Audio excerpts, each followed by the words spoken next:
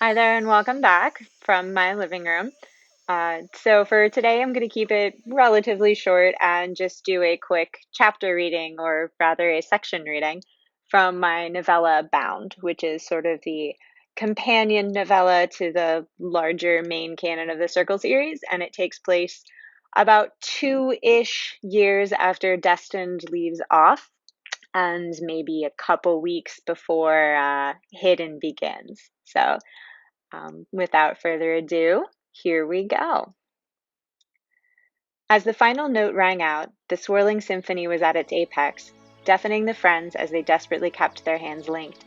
Suddenly they felt space-time turning faster and faster around them, pressing on them with all the gravity of the world beneath their feet. And just as suddenly as the thunderous, suffocating magic of transportation had started, it stopped, and they opened their eyes to find the temperate birch forest replaced by a deep, damp, emerald jungle. Like the other traveling circles they had encountered, the fairy circle was comprised of several concentric rings of trees and stones. Instead of the birch trees they left behind, this outer ring was made of the twisting, black trunks of trees whose species they could not name, branches drooping and heavily burdened with unripe fruit nestled among dark leaves. Within the ring of dark trees was another circle, this one of small standing stones that sparkled in the green light, speckled with quartz and amethyst. Furthermore, while No Man's Land had been quite humid in its own right, the rainforests of Southern Fairy made the three friends feel like they were breathing underwater. Although the deep shade kept it somewhat cooler, the humidity was overpowering. "Everyone all right?" Mari asked at length. Apart from minor headaches and the slightest sense of nausea, they felt mostly normal, and so her companions answered her question with nods of assent. "Awesome," Murray exclaimed. "So my next question, then, is does anybody smell panther?" Rove obligingly handed his staff to Gren, stepped behind one of the glistening stones, and shifted to his totem form. At first twinkling his powerful wolf's nose against the aftershock of magic, he gave the circle a thorough sniff. Sure enough, underlying the tingle of power was the acrid scent of panther sanguine. Rove quickly nodded and lazily wagged his tail. "Excellent," Mari said with unhidden pride. "You both owe me a beer whenever we finish this little adventure, because, once again, I was right. Suck it." Gren released an exasperated sigh. "You're not even old enough to drink, and you can brag later," he said. "Let's just track these troublemakers down and get the hell out of here. This humidity will be the death of me." Mari shrugged, still grinning. "Rove, I feel more comfortable with my sword handy right about now, so do you want to stay in your wolf form with your nose on the trail, and Gren and I will keep human?"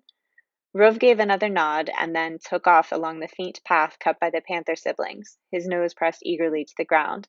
Mari and Grun followed, picking their way as quickly as they could through the thick rainforest. The air was heavy with moisture, and Grun found himself regretting even more his decision to wear jeans.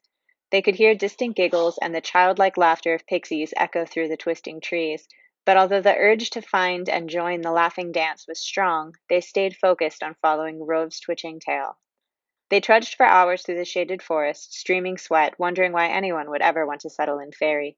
Luckily, numerous rivulets crossed back and forth along the panther's trail, and while they did not run quite as clearly as the waters they were accustomed to, they were at least fresh. They stopped at the cleanest of the streams to replenish their supplies and rinse the worst of the sweat from their faces. When they finally reached Kutka's lair, they recognized it instantly. They stood before the mouth of a cave, half hidden by burgundy vines and twisting thorns. Two stone statues in the shape of large, formidable ravens flanked either side of the entrance, from which a small stream trickled out. They could see well into the tunnel of the cave, for for torches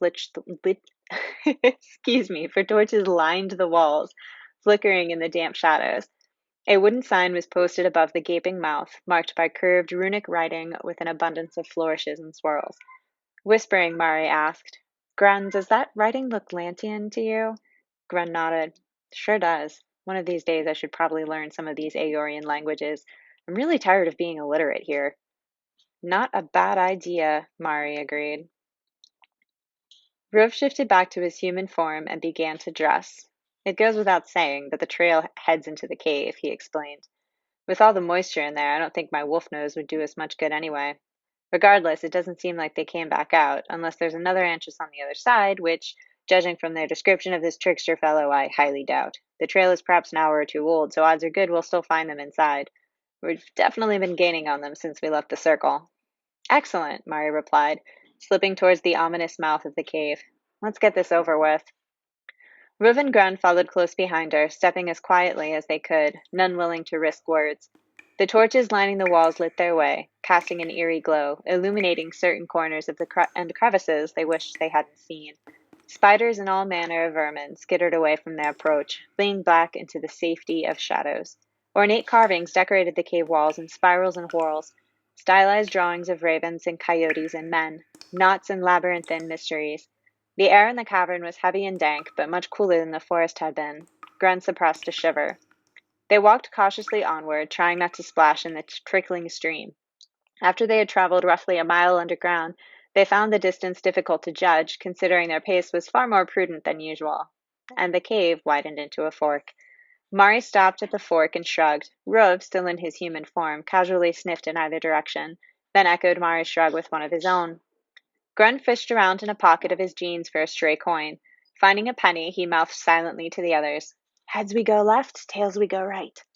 Mari and Rove nodded their accord. Grun flicked the coin up, watching the spinning copper glint in the torchlight, then deftly caught it. Upon revealing Lincoln's stern profile, he headed down the left branch of the fork, Mari and Rove close on his heels. And I'll stop it there before this gets too long of a video. And thanks for watching. Don't forget to subscribe, or you can follow below and head over to my main website at maimurray.com for more information and updates on the upcoming novel Hidden, which will be out 21 December 2020. So thanks, and until next time.